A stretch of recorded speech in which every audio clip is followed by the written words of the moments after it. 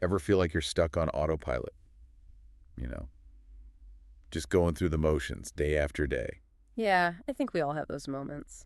Well, today, we're diving into a book that claims you can actually take control and reprogram your life, for greater happiness and fulfillment. Okay, that's a bold statement. The book is called The Human Machine. Okay. It was written by Arnold Bennett way back in 1908. Wow, okay. But don't let the age fool you. Okay. The ideas are surprisingly relevant even today. I'm intrigued. So Bennett's central premise is that we're all incredibly complex machines. Okay.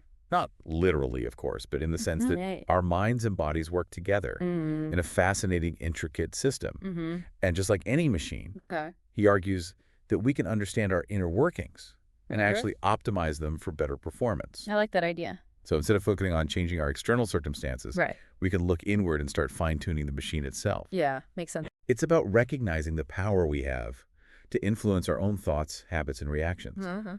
and ultimately our overall experience of life. Okay, so where do we even begin? Well, Bennett starts by challenging a common assumption Mm. that our brains are the ones in control. Okay. He argues that our brains are more like powerful servants that often need a bit of guidance and discipline. Oh, that's interesting. Yeah, we all know how easily our minds can get distracted. Right, or wander off track. Exactly, or get caught up in those negative thought patterns. Yeah, for sure. It's like having a Ferrari engine Okay. without a skilled driver behind the wheel. I like that analogy. And that's precisely what leads to so much of the frustration and friction we experience in our daily lives. For sure. We let our minds run wild, chasing after those fleeting desires or dwelling on past regrets, Yeah. instead of focusing on what truly matters. Okay, so how do we become more skilled drivers of our own minds? Well, Bennett highlights the importance of concentration, not just as mental focus, but as a deliberate practice of directing our thoughts Uh-huh. and forming new habits. Okay.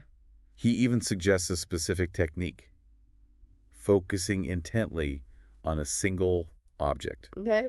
like a picture or a flower, Mm-hmm. for an extended period of time. It sounds deceptively simple, It does. but I can see how this kind of exercise could strengthen our mental muscles and make us less susceptible to those distractions. Right. It's about training our minds to stay present and focused Yeah, rather than constantly jumping from one thought to the next. makes sense. And that ability to concentrate becomes essential when we're trying to form new habits Right. or break free from old unhelpful ones. Yeah. Bennett believes that with consistent effort, we can literally reprogram our minds Okay. to operate in ways that support our well-being. So it's like creating a new mental groove, Yeah. a pathway that becomes easier to follow over time. Exactly.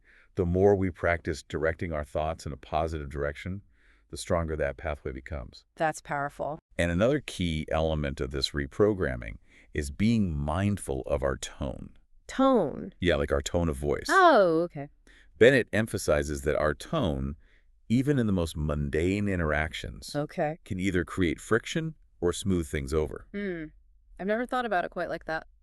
But our tone reflects our underlying mental state, right? It does, yeah. And here's where it gets really interesting. Okay. Bennett suggests that by consciously choosing a more positive, Okay. kind, and patient tone, we can actually influence our own thoughts and feelings. So it's not just about being polite to others. It's Mhm. about cultivating a positive mental attitude within ourselves. Exactly. How does that work? Well, there's actually some scientific evidence to support this idea. Okay. Have you ever heard of mirror neurons? Vaguely. Aren't Yeah. those the neurons that fire both when we perform an action and when we observe someone else performing that same action? You got it. Okay. And researchers believe that mirror neurons also play a role in our emotional responses. Interesting. So when we hear someone speaking in a harsh or angry tone, Okay. our mirror neurons fire as if we're experiencing that anger ourselves. Wow. And conversely, when we hear a calm and soothing tone, it triggers a similar sense of calm within us. That makes sense. So our brains are constantly mirroring the emotional states of the people around us. Yeah. So by choosing a positive tone, Okay. we're not only creating a more harmonious environment for others, but we're also influencing our own internal state. Right. It's like a positive feedback loop. Exactly. And this applies not only to how we speak to others, but also to our internal dialogue. Okay. the way we talk to ourselves in our own minds. That's such a powerful insight. It is. I'm starting to see how even small adjustments in our tone can ripple outward and create significant changes in our overall well-being. It's like fine-tuning a musical instrument. Yeah. Even a slight adjustment can make a big difference in the sound it produces. And speaking of adjustments, Bennett also cautions against overworking the machine. Oh, you mean like burning the candle at both ends? Exactly. He argues that we often burden ourselves with unnecessary tasks, Okay. like excessive worry or trying to control things that are beyond our influence. I think we're all guilty of that at times. Right. We get so caught up in trying to manage everything and everyone around us that we forget to take care of her own mental and emotional well-being. And that's where the concept of agency comes in. Agency. Yeah, like having the power to make our own choices. Oh, okay. It's about recognizing that while we can't control everything that happens to us, Right. we can control our own thoughts, reactions, and choices. It's about realizing we have agency, the power to make choices and take action, Exactly. instead of feeling like things just happen to us. And that shift in perspective can be incredibly empowering. Absolutely. It allows us to focus our energy on what we can influence, Right. rather than wasting it on things that are beyond our control. So it's not just about avoiding unnecessary mental labor, but also about actively engaging with life itself. Exactly, and that leads us to another important point. Bennett's emphasis on cultivating a genuine interest in life itself. Okay. He warns against the trap of waiting for someday, Oh, yeah. when we'll finally have the perfect job, the perfect relationship, the perfect circumstances, Right. before we allow ourselves to be truly happy and engaged. That's so relatable. It is a common pitfall. Yeah, we get so caught up in striving to the future that we forget to appreciate the beauty and potential of right now. But Bennett's philosophy is about shifting that perspective Okay. and finding joy in the process of living, rather than waiting for some elusive future state of perfection. So he's not saying that goals and aspirations are bad, right? Of course not. Okay. He simply encourages us to find a balance between striving for the future and fully embracing the present. So it's about recognizing that life is happening right now. Yeah. And we have the power to make it a rich and fulfilling experience, Exactly. regardless of our circumstances. And that's a powerful realization. It is. It reminds us that we're not just passive passengers on this journey called life. Right. We're the ones behind the wheel. Yeah. And we have the power to choose the direction we want to go. I like that a lot. Me too. And to navigate that journey effectively, we need to engage our most powerful reason. Yeah, when Bennett talks about reason, Yeah. he's not talking about, being cold and logical Right. or ignoring our emotions. Not at all. He's not advocating for a purely intellectual approach to life. Right. It's more about using reason as a guide. Yeah. To make choices that lead to genuine happiness and fulfillment. So it's about recognizing that our emotions can be powerful motivators, Yeah. but they can also lead us astray if we're not careful. Exactly. So reason helps us to step back, Uh-huh. see the bigger picture, and make choices that are aligned with our values and long-term well-being. It's like having a wise advisor inside our heads, Okay, helping us to make sense of our feelings and choose a path that's truly in our best interest. I love that analogy. Yeah. It's like having an inner compass that can help us stay on course even when the seas get rough. And speaking of rough seas, let's talk about a topic that can often feel turbulent. Money. Oh yes, money. Money can be a major source of stress and anxiety for so many people. Absolutely, and Bennett dedicates a whole chapter to money in The Human Machine. Okay? What's interesting is that he acknowledges the importance of financial security. So he's not saying that we should all strive to be monks or live in poverty. Right. He's actually quite practical about it. Okay. He says that everyone needs a certain level of income to meet their basic needs and avoid constant worry. So he's not advocating for ignoring our financial responsibilities. Not at all. But he does challenge the common belief that money equals happiness. Yeah, that's a belief that's deeply ingrained in our culture. It is. But Bennett argues that beyond a certain point, money itself does not bring happiness. In fact, he suggests that the relentless pursuit of wealth can actually be a major obstacle to living a truly fulfilling life. He even uses a playful acronym for money, LSD. Not the drug. Oh, okay. In this case, LSD stands for pounds, shillings, and pence, the British currency of his time. Gotcha. It's a clever way of highlighting the potentially intoxicating effect that money can have on us. Exactly. We can get so caught up in chasing after it Right. that we lose sight of what truly matters. Yeah. Experiences, relationships, personal growth. It's like we get so fixated on the means No. that we forget about the end. I think that's a really important point to remember. It is. We live in a world that often equates financial success with happiness. Oh. But Bennett is encouraging us to question that assumption. Yeah, he's suggesting that true wealth lies in living a life that is rich in meaning, purpose, and connection, Okay. rather than simply having a large bank account. So it's about finding a balance Right. between financial security and pursuing the things that truly bring us joy and fulfillment. Exactly. And that leads us to another important aspect of creating a fulfilling life, Hmm. the role of our environment. Environment, you mean like our physical surroundings? Yes, but it's more than just our physical space. Okay. It also includes the people we surround ourselves with, the information we consume, the activities we engage in. So it's like creating an ecosystem that supports our well-being. That's a great way to put it.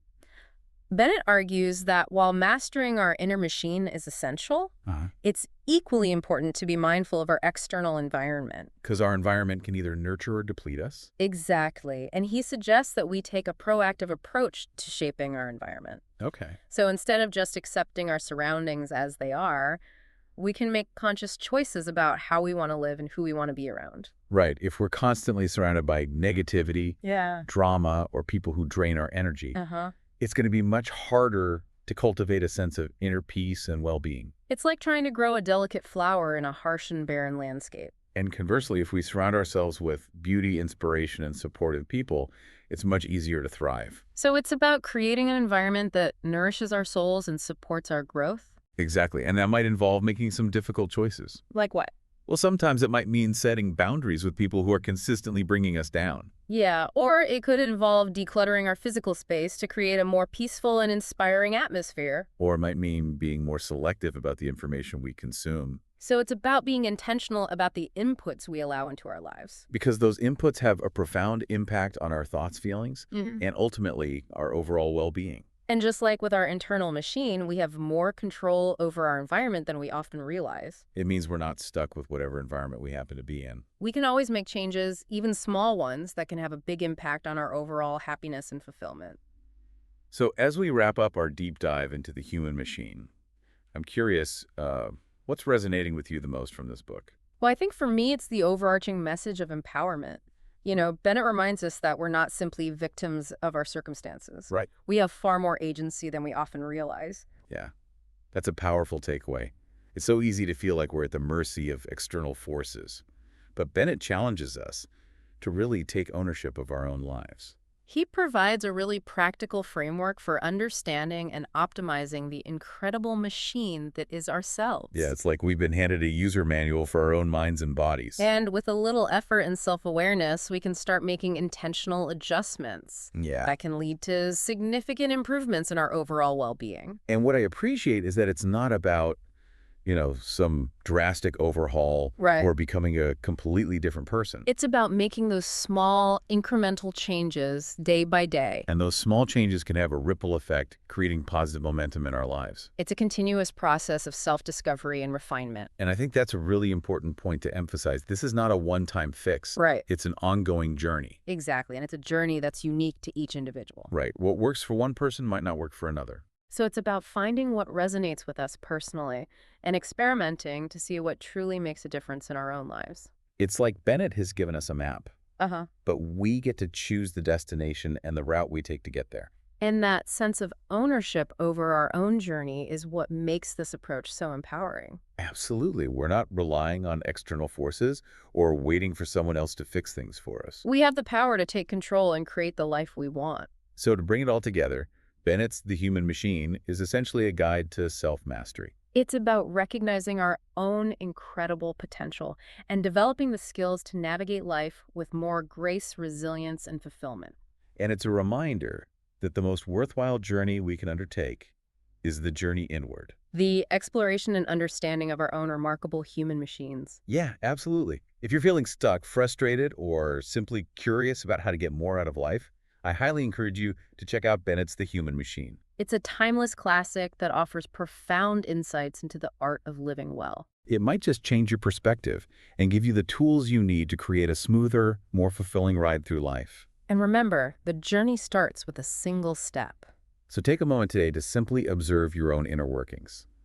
Notice your thoughts, your reactions, the tone you use with others. What small adjustments can you make to fine-tune your machine and create a more harmonious experience? That's a great question to ponder. Until next time, keep exploring, keep learning, and keep diving deep.